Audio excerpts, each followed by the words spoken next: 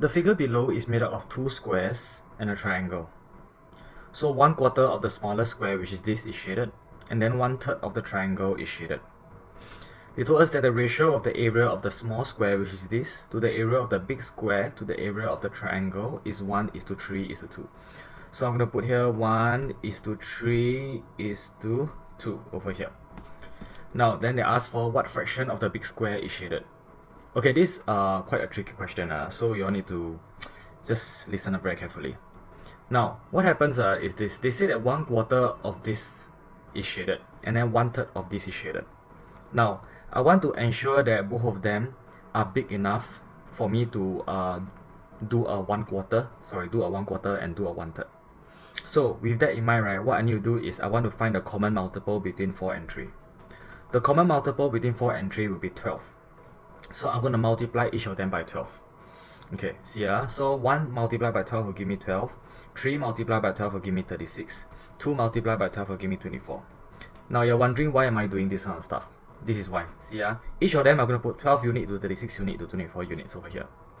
Since they mentioned that 1/4 of the smallest square is shaded, and the smallest square is 12 units, what is 1/4 of 12 units? 1/4 multiplied by 12 units will be 12u over 4, which is 3 units. Which means that this portion is 3 units.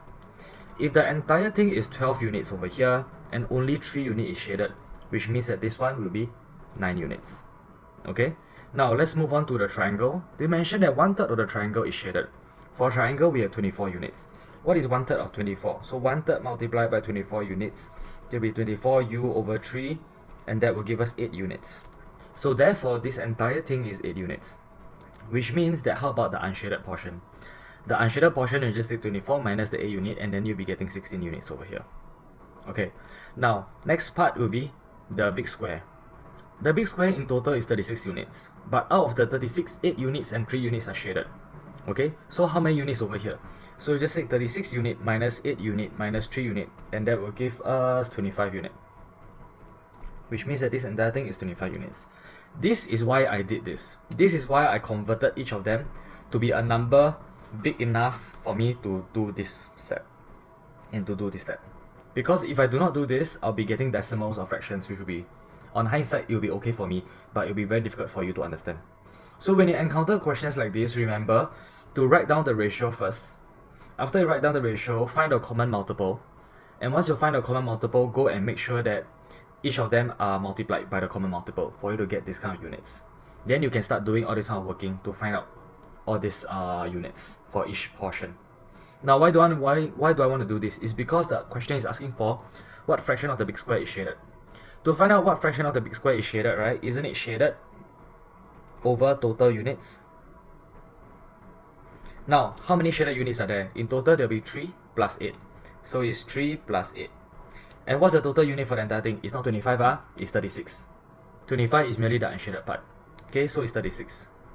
And this will give us 11 over 36. Can you simplify this any further? No, you can't. Okay, so this is actually the final answer. So for parents who are watching this, from what I've already taught you, you must be able to do the ratio portion. And then the step from this to this, right, is actually the most difficult one.